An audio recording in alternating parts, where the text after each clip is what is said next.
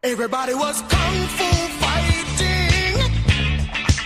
Those kids were fast as lightning. In fact, it was a little bit frightening, but they fought with expert timing. There were funky Chinamen from funky Chinatown. They were chopping them up, they were chopping them down. It's an ancient Chinese art, and everybody knew their part. From a fainting to a step, and a kicking from the hip. Everybody was kung fu fighting. Those kids were fast as lightning. In fact, it was a little bit frightening. Yeah, but they fought with expert timing. There was Funky Billy Jim and Little Sammy Chung. He said, "Here comes the big boss. Let's get it on." We took a bow and made a stand. Started swaying with the hand. Sudden motion made me skip. Now we're into a brand new trip. Everybody was kung fu fighting. Those kids were fast as lightning. In fact, it was a little bit frightening, but they did it with expert timing. Oh yeah.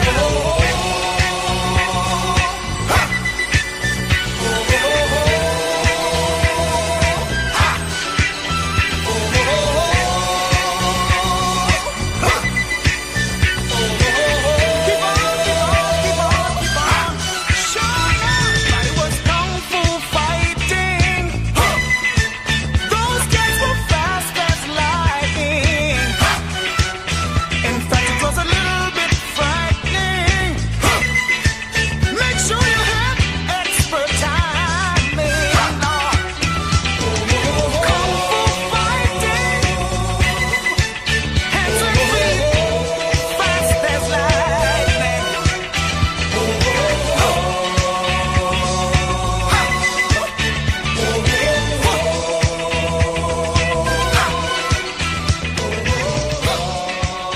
Keep on.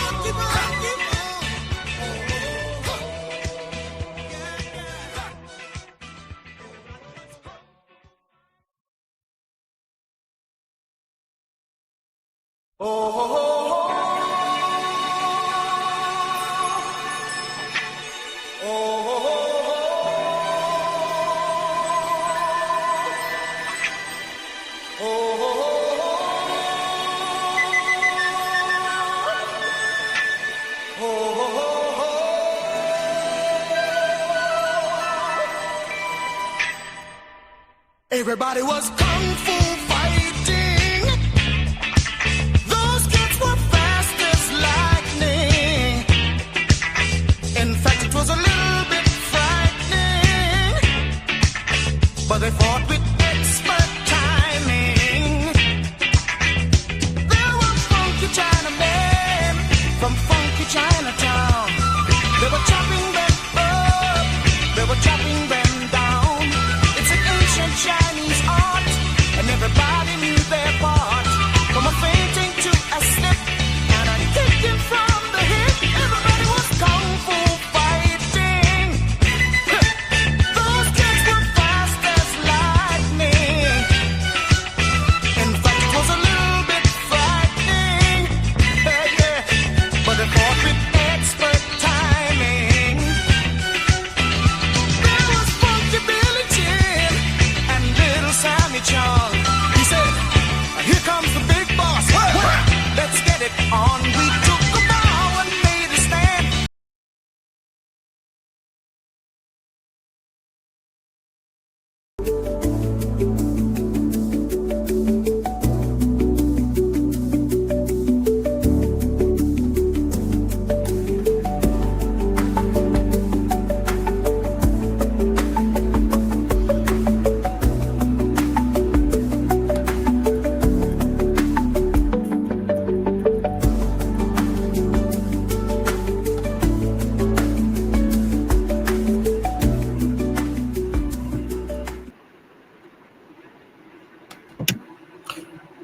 And we are live.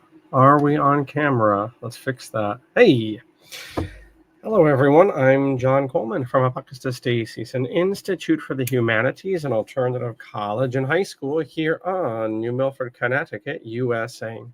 The purpose of this live broadcast and recording is to get in day 292 of the project, Apocatastasis tour de force in human history, in particular Western civilization. We're getting into the Boxer Rebellion today. We have an appropriate poem or selection from H.G. Wells, and once again, an article from not the British War College, the National Army Museum of Britain. So the same website we used yesterday for the Battle of Rorke's Drift. And I trust that you're feeling sufficiently colonial today, as we're going to be moving farther east today, indeed looking at the situation of the British in China, a reality and a shadow of history which actually plays a big role in the present administration of China and their national consciousness. So we'll get into all of that momentarily.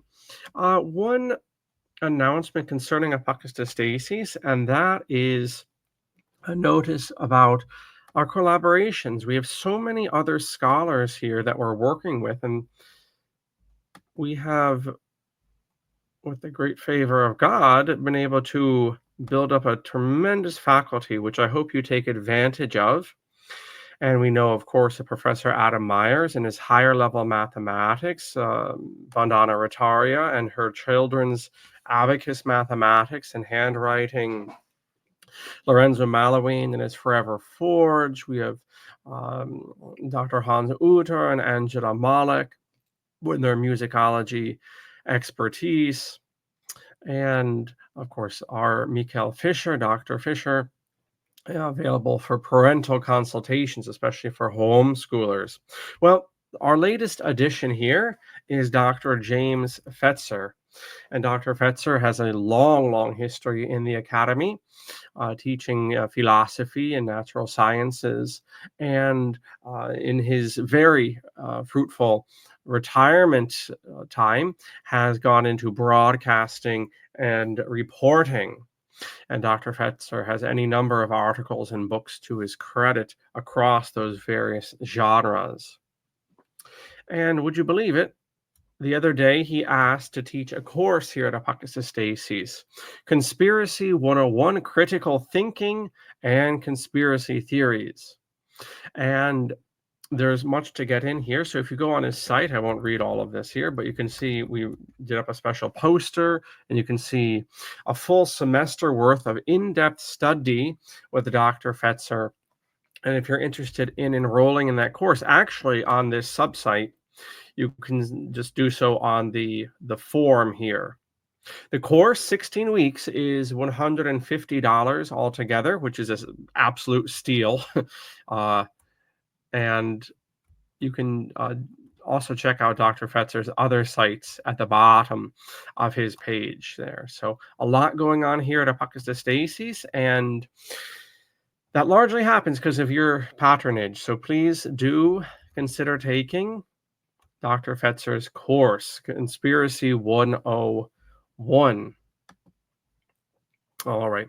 So now we're moving along, and we looked at, yes, indeed, colonial growing pains. If you see me looking down here, it's because I'm preparing my nearly mid-morning coffee.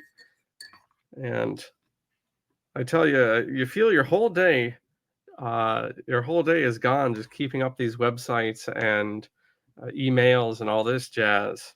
So it's nice to sit down for some history and some chat and some coffee indeed. I have 75 emails I have to review. In fact, that's one of my to-dos. If not today, then tomorrow, like everything else, is to clear out the old emails. And I'm pretty good. I mean, I get about, with all the newsletters, probably about 40 emails a day. I'm pretty good at getting back to them, but they do build up. But anyway, here we are, and our poem. Oh, we must get a music going on too. I'd been remiss here. So, nice little DJ setup they have here on StreamYard. But yeah, yesterday we looked at the Battle of Rorke's Drift, which was in what became South Africa and preceded the Boer War. And we also had occasion, though we didn't dive into it too deeply, to consider memory. That is to say, the Battle of Issawana, which preceded Rorke's Drift, saw 1,700 British massacred by a Zulu army, I believe, of 20,000. That's been largely forgotten in British consciousness in favor of the comparatively removed by a century and a half and uh, many thousands of miles, comparatively small victory of Rorke's Drift, however heroic and um, down to the wire it would have been for the men who experienced it. The reality is 4,000 is significantly less than 20,000.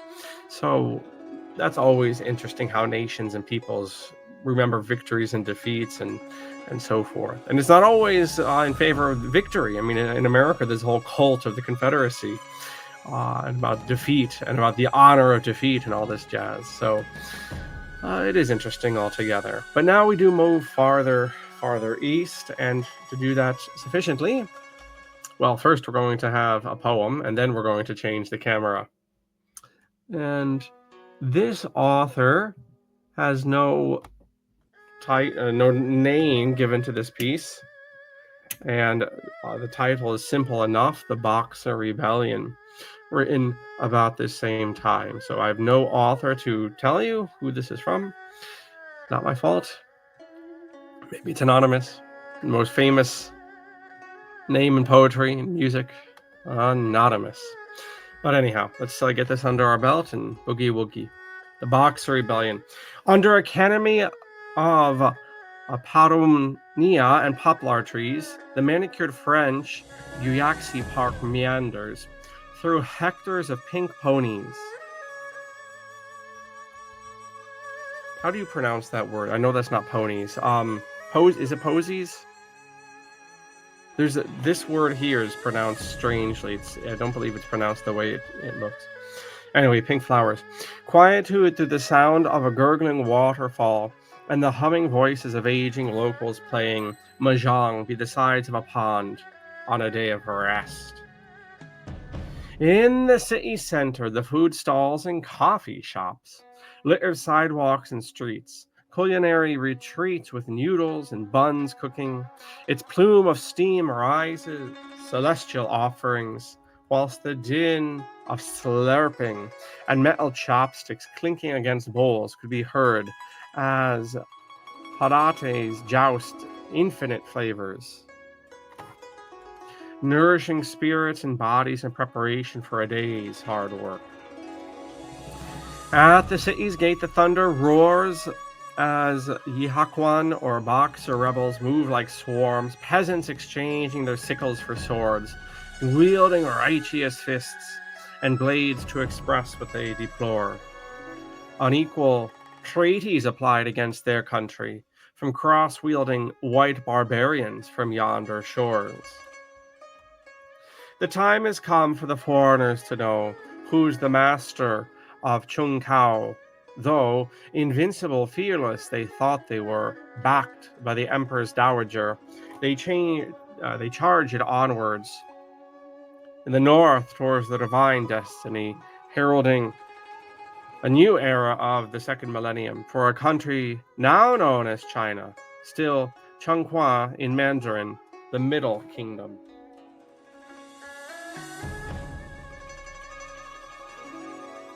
So what strikes me about this poem, which is entitled Boxer Rebellion, is the juxtaposition of locations from the city waking up for an ordinary day of work to the rebels off in the hills fighting with righteous fists. And life goes on.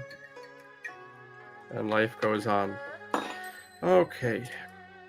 And I do want to see how this is pronounced? Peonies, poenies, posies? I know that's not how it's pronounced.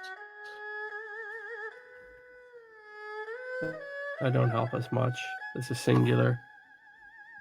Ponies pronounced. Let's see how.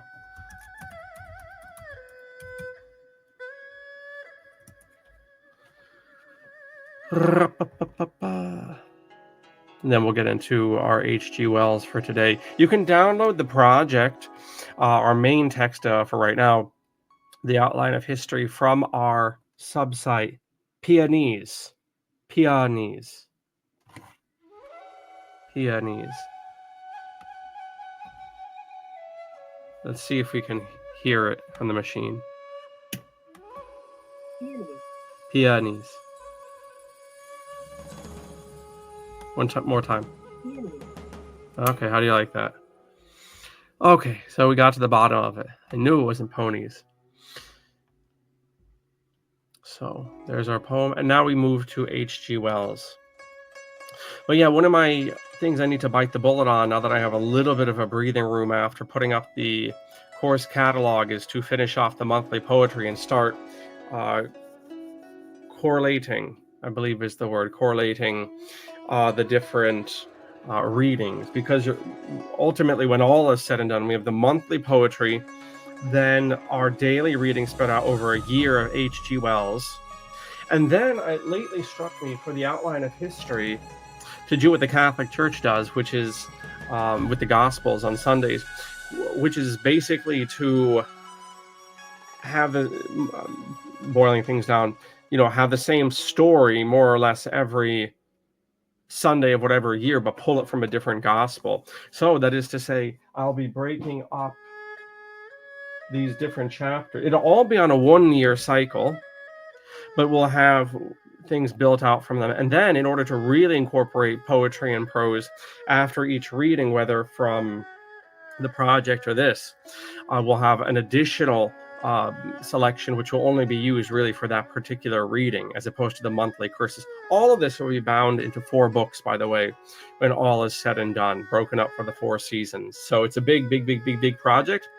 We have our nugget for today, and that's the Boxer Rebellion. So let's change the camera and move on here.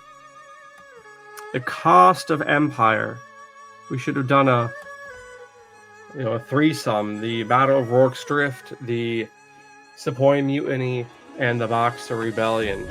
All examples of native discontent. I'm just gonna cite this here. There we go. And just have a few paragraphs from Mr. Wells, and then we'll get to our article for the day. Things came to a crisis in 1900, so we've now entered the 20th century, which is weird to start hearing it being called more and more the 1900s. More and more by people who are not alive in that century. I remember JFK. I don't remember JFK, but I remember him saying from a recording, bragging that him and his people were born in this century, comparing him to the older politicians. I suppose that day will come for us as well. We'll be reminiscing about the 1980s as men used to reminisce about the 1880s. Whatever. The Boxers become more and more threatening to the Europeans in China.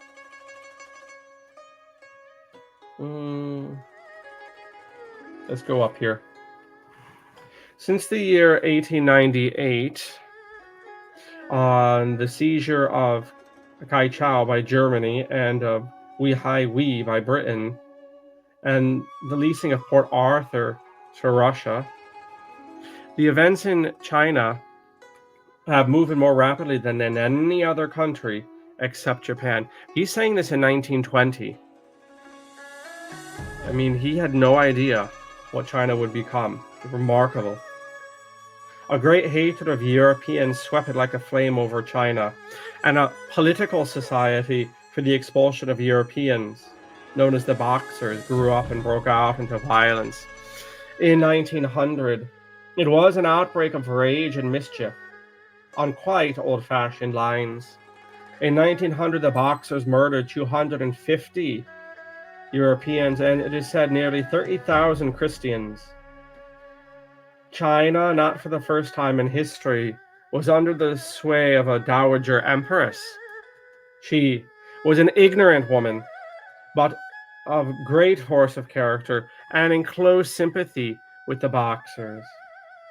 She supported them and protected those who perpetrated outrages on the Europeans. All that, again, is what might have happened in 500 BC or thereabouts against the Huns. And I'm going to pour a distinctly non-Chinese drink into my metal cup, and that is known as coffee, which is an Arab and African drink originally named after a rather derogatory name for Christians, because it was the Ethiopian Christians whom the Arabs came across, the kuffar, whence we get coffee, that got the Arabs hot for the drink. Anyhow, things come to a crisis indeed in 1900. The Boxers become more and more threatening to Europeans. Attempts were made to set up additional European guards in the Peking legations, but this only precipitated matters. The German minister was shot down in the streets of Peking by a soldier of the Imperial Guard. The rest of the foreign representatives gathered together and made a fortification of the more favorably insulated legations and stood a siege of 2 months. A combined Allied force of 20,000 under a German general then marched up to Peking and relieved the legations, and the empress fled to Xianfu, the old capital of Taisong in Senshi. Some of the European troops committed grave atrocities upon the Chinese civilian population. That brings one up to about the level of 1850, let us say. There followed, what are we to make of this last sentence? Some of the European troops committed great atrocities upon the Chinese civil population. I don't know what to make of this last sentence. Why does he mention 1850? Because this paragraph began with 1900, you see. Oh. 1850, maybe not a year, the number of dead? I don't know. Anyhow, maybe our article will shine light on things. There followed the practical annexation of Manchuria by Russia and squabble amongst the powers, and in 1904, a British invasion of Tibet.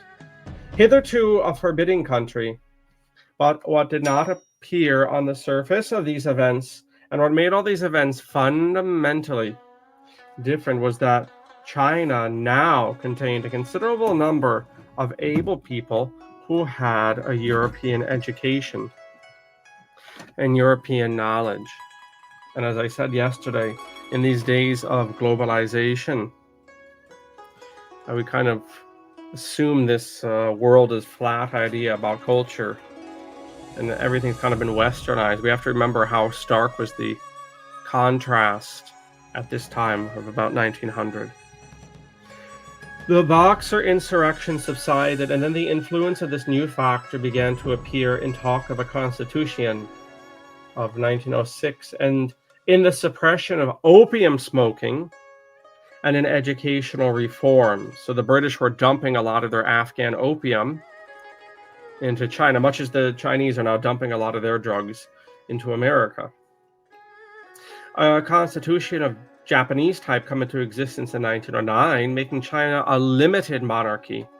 But China was not to be molded into a Japanese pattern. And the revolutionary stir continued. Japan, in her own reorganization, and in accordance with her temperament, had turned her eyes to the monarchist West, but China was looking across the Pacific. This is interesting, this paragraph in this language, because Wells earlier spoke about how curious and queer it was to refer to nations as singular women, typically her eyes, as if they were people. And yet, as he had a whole illustration, there's probably something of this consciousness that leads us to the old pagan gods, not so much the cartoons that we teach them of, or teach people about, but this kind of personification of realities. In 1912, the emperor abdicated, and the greatest community in the world became a republic. The overthrow of the emperor was also the overthrow of the Manchus. The Mongolian pigtail, which had been worn by the Chinese in 1644, ceased to be compulsory upon them. But the disappearance of this emblem of servitude was the least of the changes. In the hopes of the revolutionaries and of many outside China, the revolution was to release all the latent power of her vast population. A great network of railways would be built, universities would be founded, and Chinese script would be modernized, and women would be freed. Western inventions would be assimilated, while the ancient Chinese civilization would be preserved. Few observers commented that China was still a land of poor peasants, untouched by any republican ideas, knowing of no authority, but an emperor who had been removed and thinking only of their day-to-day living. Dotted about the vast expanse were some huge cities, and in them a coolie population was almost equally as ignorant. You'd not see that word in a book these days. When men were men. Anyway, when men weren't politically correct, let's say. Most of what was written about China's future in this history, as much as elsewhere, makes pathetic reading today. I don't know. Speaking about the power of the Chinese people and the energies that were moving. What was that line that struck me? Thus is human memory. Yes.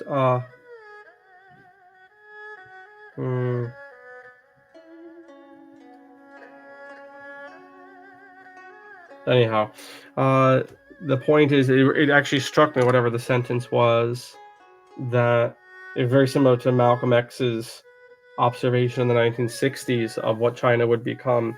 Here in the 1920s, we see a similar. Here we go. Yeah, events in China have moved more rapidly than in any other country except Japan. So yeah, there we go. Very prescient altogether.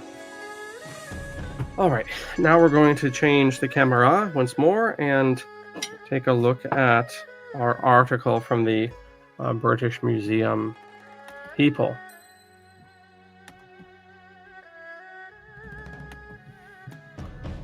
And this is entitled very simply, The Boxer Rebellion.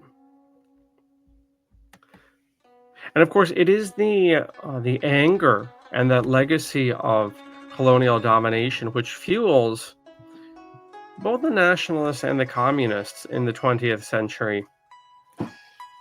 In that vision they respectively had, or the visions they respectively had of China, and that legacy of humiliation that came from not just the dumping of the opium, but also the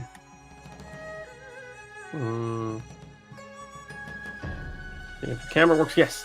Also the parceling off of the ports of China and the inland waterways and things like that. Right, when you have outsiders strutting around in your infrastructure, that's quite galling. Much like at least as a few years ago, 20% of Manhattan was owned by China. The tables have turned. Well, there's a certain tension that arises there, certain even resentment when you have foreigners coming in and buying up indeed entire cities and whatnot. So that too plays a role in the fueling of the Boxer Rebellion. So here we go. In 1900, British and Indian troops joined an international expedition sent to relieve the diplomatic quarter. So those are the legations that Wells was talking about, the diplomatic quarter of Beijing, which was under siege by members of a Chinese secret society known as the Boxers and their imperial Chinese allies. A period photograph, German and Indian troops at 1900.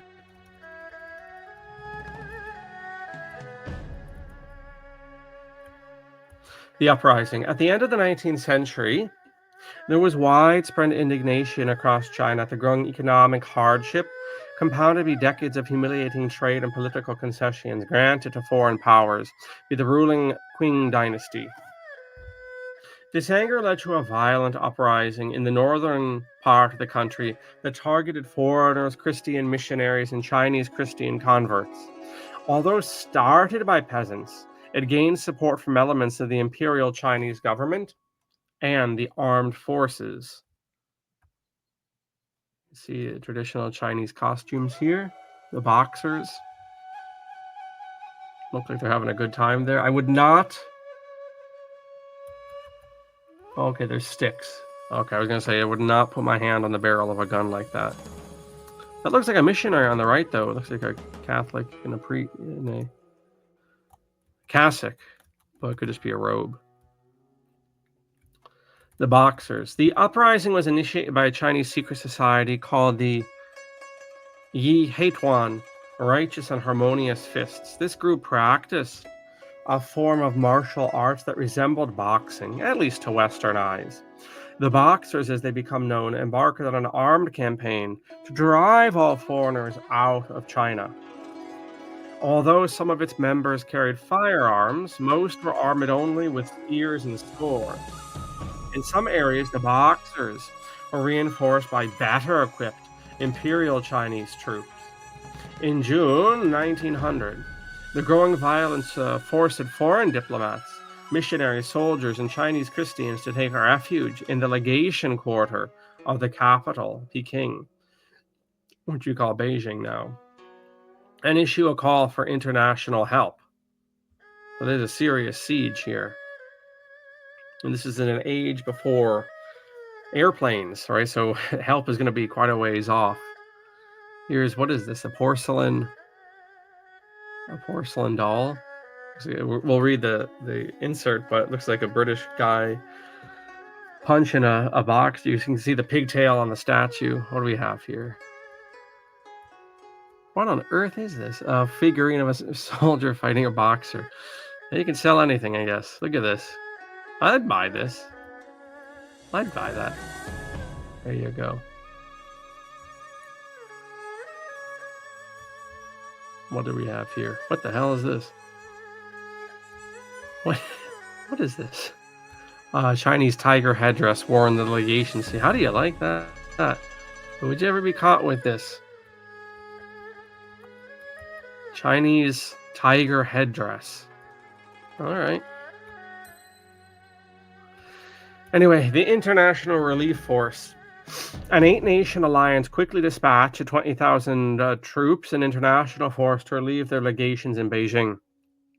It was commanded by Lieutenant General Sir Alfred Gasseli, a British officer of the Indian Army.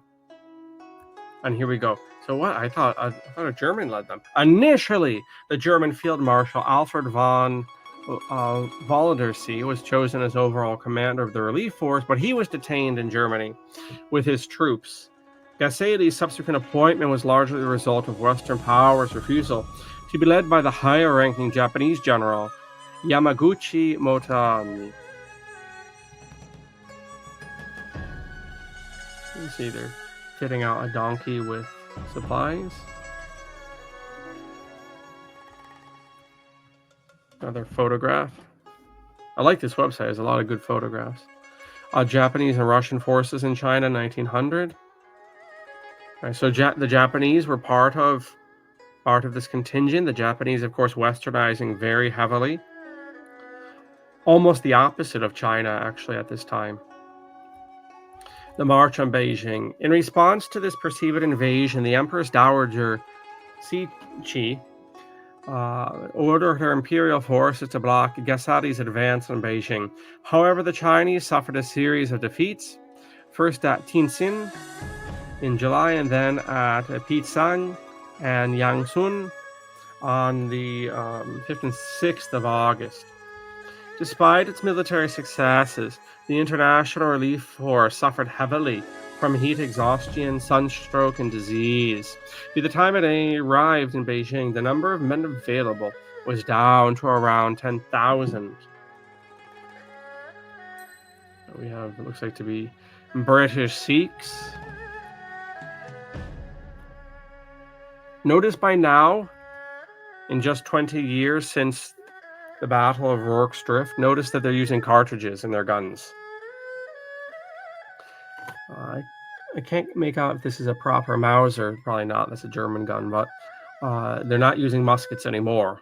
At Rorke's Drift, remember, they used pretty refined muskets, but here they have proper cartridges.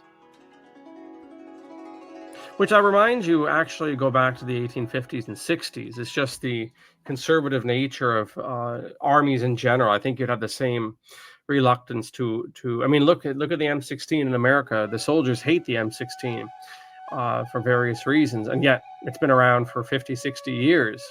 Armies are very conservative with the weapons choices they make, even if they're not the most advanced. Under siege. Meanwhile, the legation guards from Austria, Hungary, Britain, France, Italy, Germany, Japan, Russia, and these United States were hard-pressed at defending the diplomatic quarter in Beijing. Remember, this is the time of American imperialism. Walk softly and carry a big stick, and Roosevelt and all that. Soon enough, Wilson. The siege, which lasted for 55 days, witnessed repeated attacks by the Boxers and their imperial Chinese allies. About 60 foreigners and hundreds of Chinese Christians were killed. One of the British officers involved was Lieutenant Colonel Francis Poole of the East Yorkshire Regiment, who was in command of the hastily raised International Volunteers, first of any number of international brigades that we'll see in the 20th century.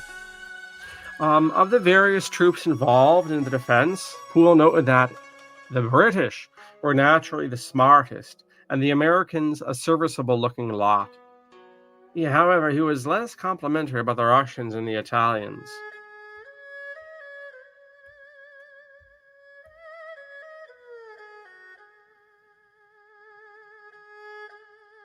Remarkably modern, some of this photography looks like. And yet the weaponry, of course, is of an age. We have a makeshift siege cannon, Betsy. And we have machine gun emplacement. What do we have here? Legation troops, man, a Colt machine gun, 1900.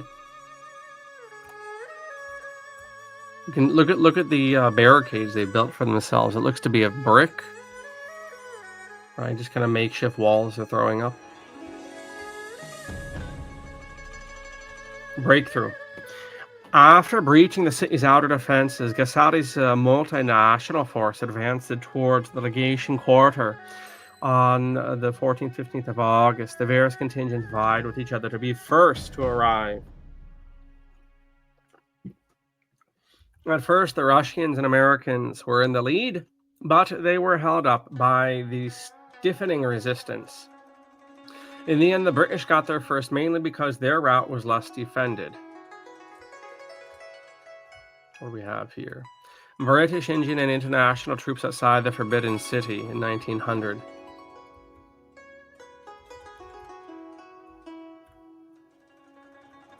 Okay. After liberating the besieged legation quarter, the International Relief Force cleared out the outer walls of troops. With assistance from the Russians and the French, American artillery units then blasted their way through a series of walls and gates into the imperial city. Remember, the empress and the Chinese government are backing the Boxers. They halted their advance when they reached the gate to the Forbidden City, the home of the Chinese emperors and their governments. The emperor's dowager fled, disguised as a peasant, along with most of the royal court.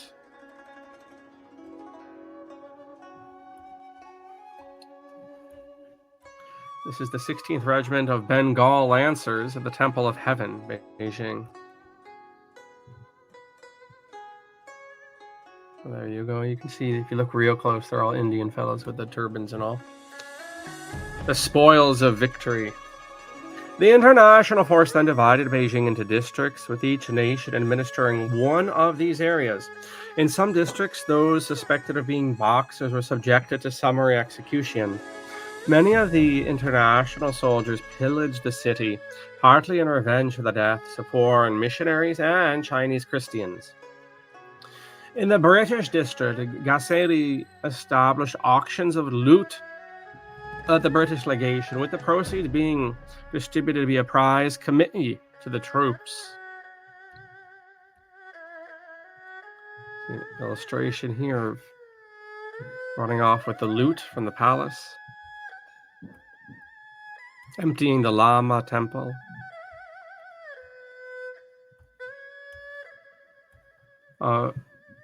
Finial from the Empress Dowager's Paraquin.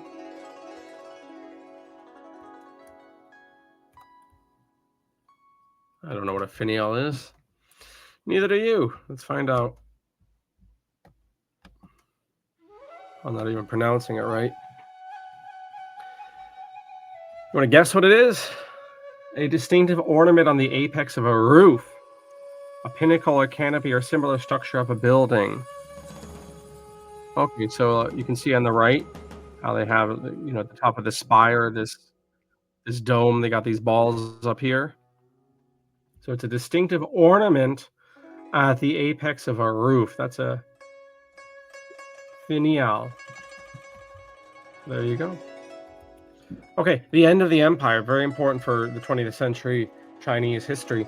The rebellion officially ended September 1901 with the signing of the Boxer Protocol.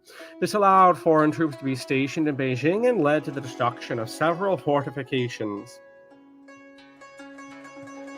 The agreement also forced the Chinese to pay a huge indemnity to the nations involved in the conflict. I wonder when that started.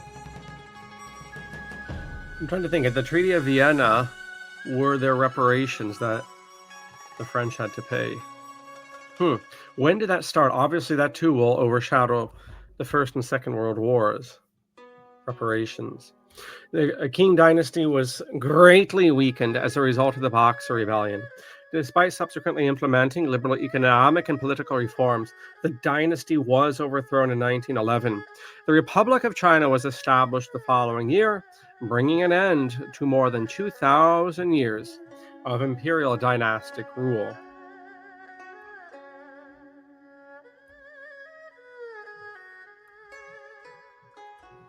Looks like a nice little website they have here. A lot of these ones have those walking tours of museums and galleries, and those are, if they're put together proper, they actually be quite informative and enjoyable. The Vatican, they lately updated their website after about 30 years. The Vatican actually had a very good, I imagine still there, a very good 3D tour of St. Peter's. Everything from the patio outside to the inside of St. Peter's and the Sistine Chapel and all. But I've seen really piss poor ones as well. I think I tried one here a few months ago at this point for, I think maybe Versailles, right? Wasn't it when we did the French Revolution? I tried to do the walking tour, the online walking tour, so-called. And it was not very well done on the part of the French museum curators. All right. But what can you do? Okay, so there we go. The Boxer Rebellion. Just another growing pain in colonial conquest. Again, very much part of that trend of progress, whatever we might feel about colonialism now and how the discourse of that has developed. Certainly the turn of the last century, that was one more feather in the cap of this European Western idea of continual progress. And because the contrast between the colonizers and the colonized, in terms not just of technology, but in other ways, was so stark. It did provoke questions of why were certain societies more advanced, significantly more advanced in multiple ways than others, which was, of course, plugging into certain claims in natural science at that time, which explains eugenics and things like that on a local scale. In any case, tomorrow, we're going to get into,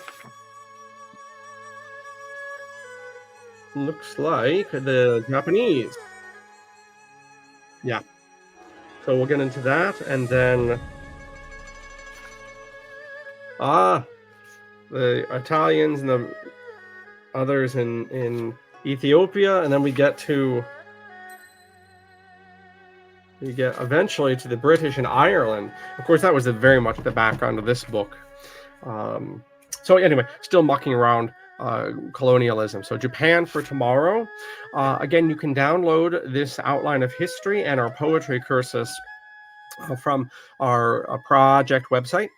And eventually, sooner than later, please God, we will have these collated into 4 PDFs, which will be 4 books, one for each of the seasons, running 13 weeks apiece, integrating monthly poetry cycle, outline of history, and the Durants broken up over so many years with other things. It'll all be collated. That's the word, collated, appropriately. But in the meantime, you and I have our reading to do, and I'll catch you tomorrow. And do please consider enrolling in Apocatastasis. We have our full private classes for the project starting up this autumn, and you will have, in the sweep of things, the entirety of Western civilization and letters. It is a remarkable, truly unique opportunity we have here at the Institute. So I invite you to consider enrolling in that, as well as Dr. Fetzer's Conspiracy 101 course. Thank you so much, and I'll catch you tomorrow. Masalama.